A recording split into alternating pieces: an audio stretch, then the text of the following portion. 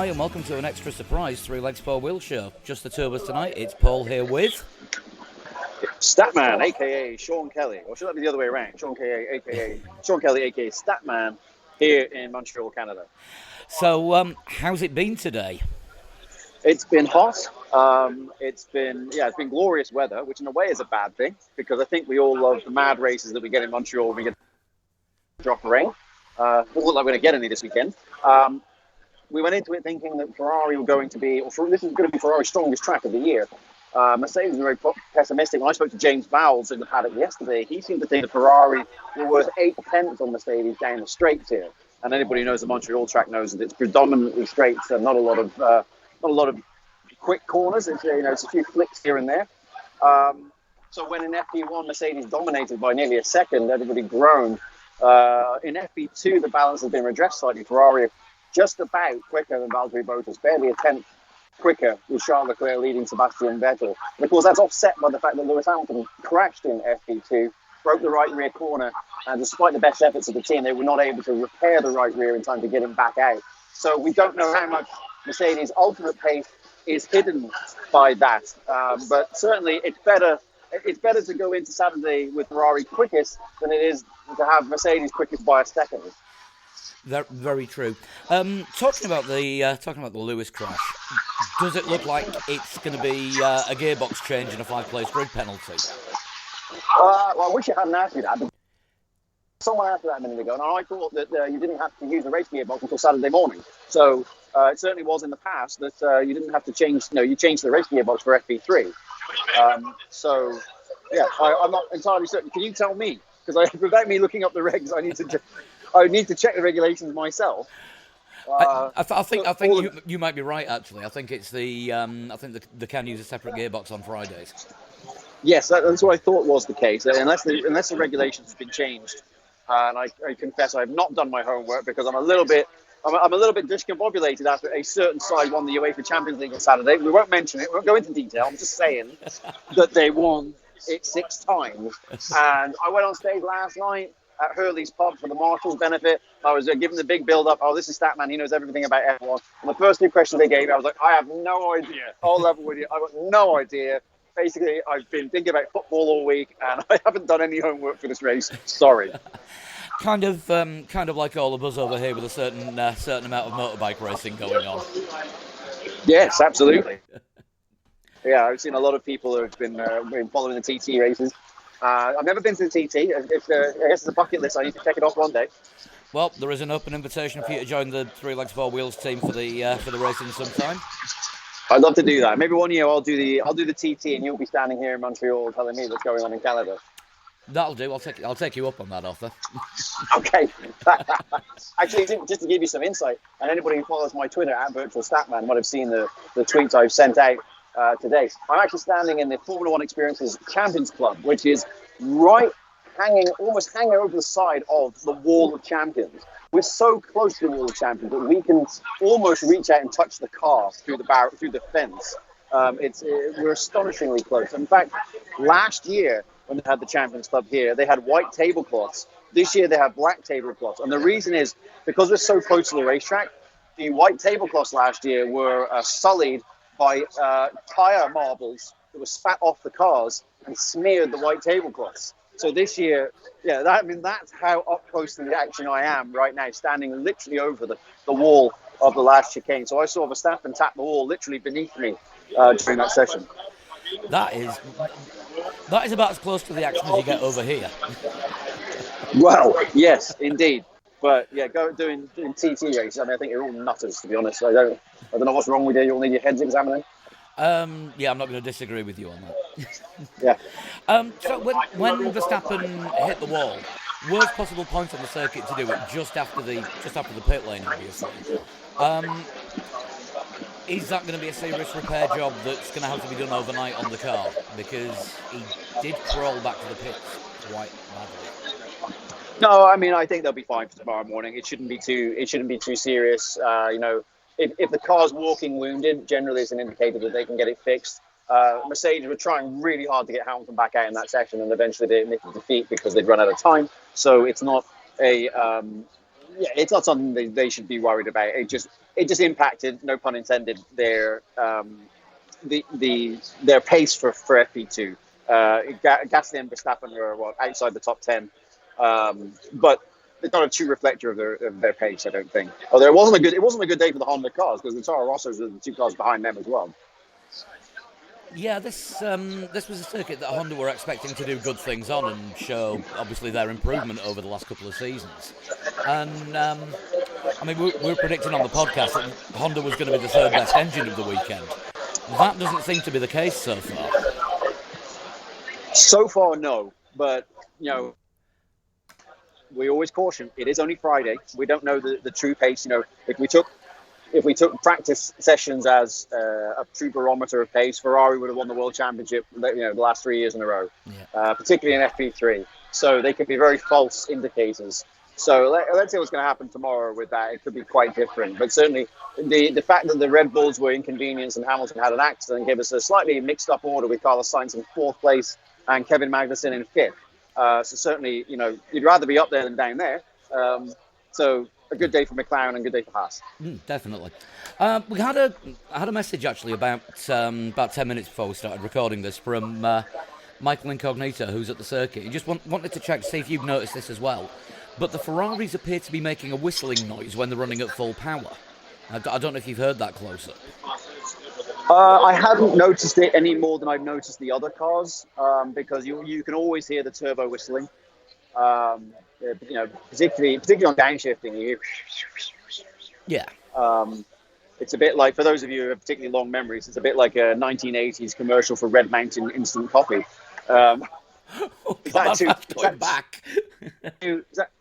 that too esoteric a reference? I don't know. I may have lost the international audience with that reference. But I hadn't noticed that particularly. You don't really, and I am literally next to the racetrack. One more foot and I'd be on the track, and I can't tell without looking which car is going past. They all sound the same. Even the Hondas, which of course in the McLaren days sounded like a bag of bolts being turned in a washing machine. They all sound the same. No, that is reassuring to know. So, Michael, if you get a chance to listen to this, don't panic. The Ferraris sound like they are going to be safe. Yeah, I mean, he may be right. He may be making a slightly different sound where he is. Perhaps he's getting the what we call the tails away shot. But if he's looking at the car as it's going away from him, maybe he's getting a different sound. I'm seeing the car coming towards me, and they all sound the same. Ah, right. I'll have to check it. I'll have a check. He sent a video. I will look at that later. FP1 this morning, Nicholas Latifi running in the Williams instead of Robert Kubica. What did you think to his performance? Well, anytime a Friday driver comes in, you're not really looking for ultimate pace. It's more a case of getting the seat time. And I don't think Latifi will run this season. Am I right? I don't recall that, without having my notes in front of me. Yeah, no, that is his first run at a race weekend. He's done some testing, but this is his first Friday practice. Right. Well, to finish 2/10 off of George Russell is a pretty strong effort, I would say.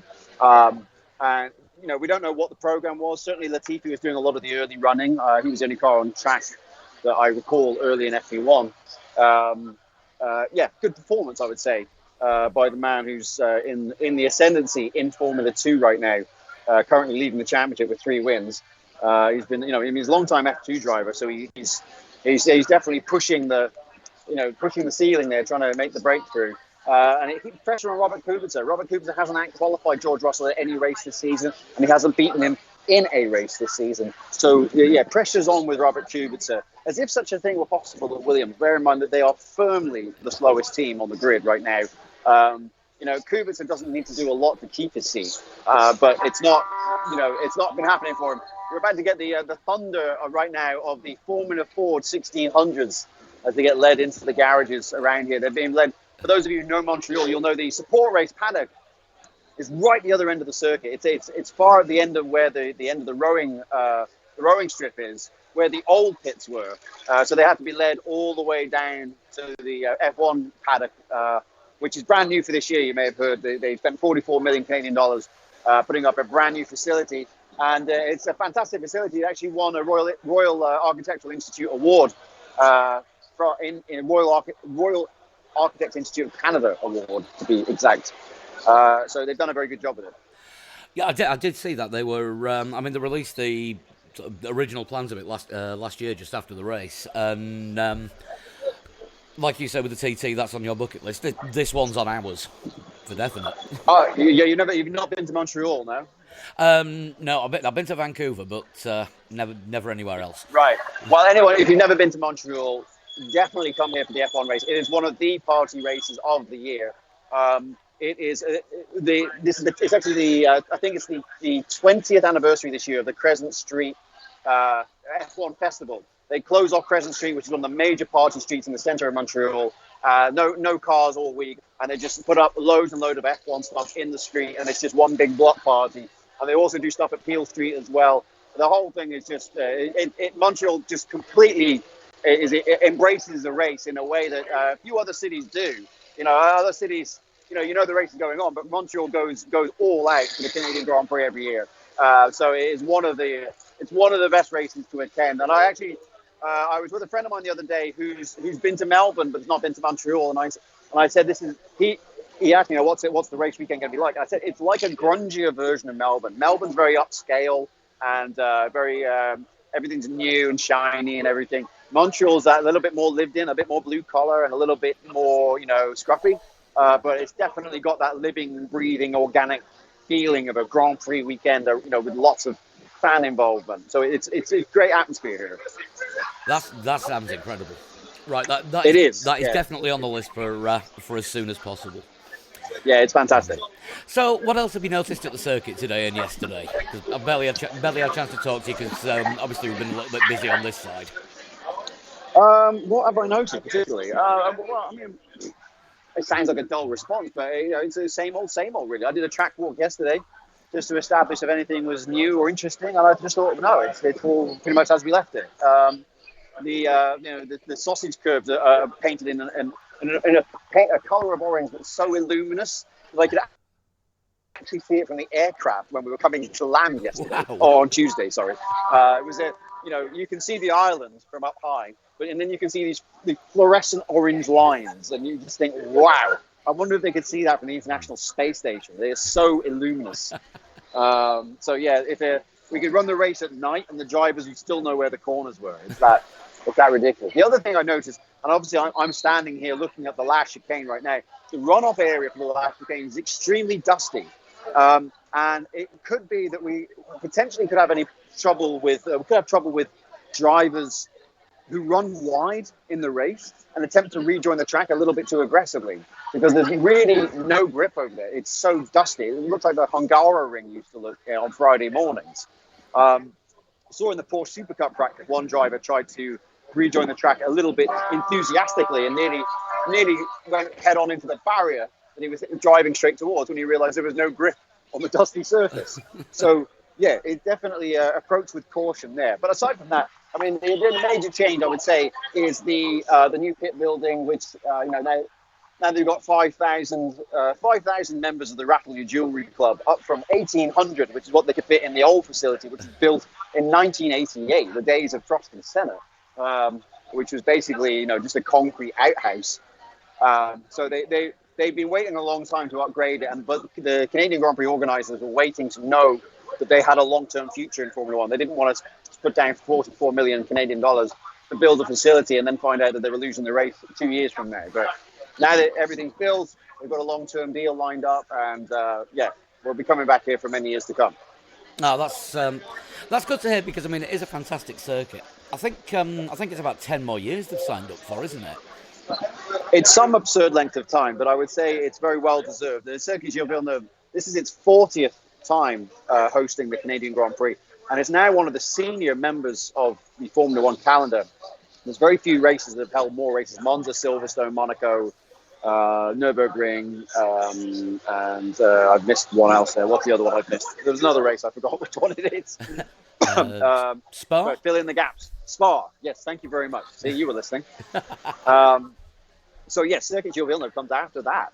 And you don't think of it as being necessarily like one of the marquee circuits in F1 history, but it is exactly that now. It has so much history since we first started coming here, before I was even born, back in 1978, on a quite a different circuit. The It's undergone quite a few running changes since that first race in 1978 when the layout was rather slower.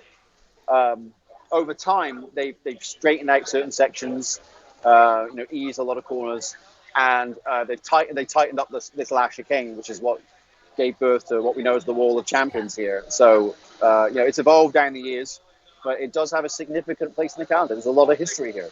Definitely. And, of course, with calling it the Wall of Champions and Max having a run-in with it today, maybe he's showing his true championship credentials. Well, yes. I think you have to be a champion to hit the wall first, though, don't you, for it to be... Someone asked me today, who's the last world champion to hit the wall? Well, I couldn't think of one after Schumacher in the 1999 race. There was three of them, Schumacher, Villeneuve, and Damon Hill hit the wall in that race. I was struggling to think of another previous world champion who hit the wall since then. But the name stuck. So, that's what we call it now. It used to be a much quicker fourth or fifth year flick up until 1991. So if you went into the Wall of Champions before that, you would have had a much bigger accident. Oh, God, yeah, that does sound a bit harsh. Well, it would have been a pretty spectacular, cojones corner, especially in a modern day F1 car, which just corners at the most ridiculous speeds. It really is staggering how quickly they're getting around the racetrack these days. But as I said, it is one of the great. It's one of the great mad races. I think it's notwithstanding the last 2 years, which have been fairly predictable events. The drivers led start to finish pretty much. We do have a lot of anomalous races here in Formula One history. On two previous occasions, we've had Grand Prix settled by a pass on the last lap here in 1991 and in 2011. Bonus points to them if you know the two drivers who won those races. So we are akin to seeing some unusual results. Daniel Ricciardo won his first Grand Prix here in 2014, only leading the last three laps of the race, and he'd never led a Grand Prix before in his career before then. So, we could use a result like that this weekend. It's certainly, all credit to Mercedes for dominating in the way that they have, but it's not good for the sport when you can go into a weekend and even the most unseasoned observer can guess to reasonable accuracy who's likely to win. That is the complaint that has been bandied about quite a lot this season. You see it a lot all over social media. I'm not watching because I know what's going to happen. Yes, yeah, and in a way, I don't really blame them.